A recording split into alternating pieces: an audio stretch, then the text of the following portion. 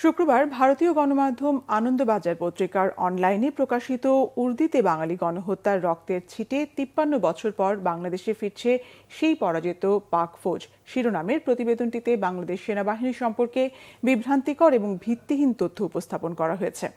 এক বিবৃতিতে বাংলাদেশ আন্তঃবাহিনী জনসংযোগ পরিদপ্তর আইএসপিআর জানিয়েছে, বাংলাদেশ সেনাবাহিনী পেশাদারিত্ব, নিরপেক্ষতা এবং আন্তর্জাতিক সহযোগিতার নীতিতে অটল। বাংলাদেশ সেনাবাহিনী বিভিন্ন দেশের সশস্ত্র বাহিনীর সঙ্গে বন্ধুত্বপূর্ণ সম্পর্ক বজায় রাখে এবং পারস্পরিক বোঝাপড়া ও দক্ষতা বৃদ্ধির জন্য ছাত্র বিনিময় ও প্রশিক্ষণ সহ নানা সহযোগিতামূলক কর্মসূচি পরিচালনা করে। পাকিস্তান সেনাবাহিনীর কোনো প্রশিক্ষক দল বা প্রতিনিধি দলের বাংলাদেশের কোনো সেনানিবাসে প্রশিক্ষণের জন্য আসার কোনো পরিকল্পনা নেই। আনন্দবাজারের এই দাবি ভিত্তিহীন এবং বাস্তবতার সঙ্গে সামঞ্জস্যপূর্ণ নয়।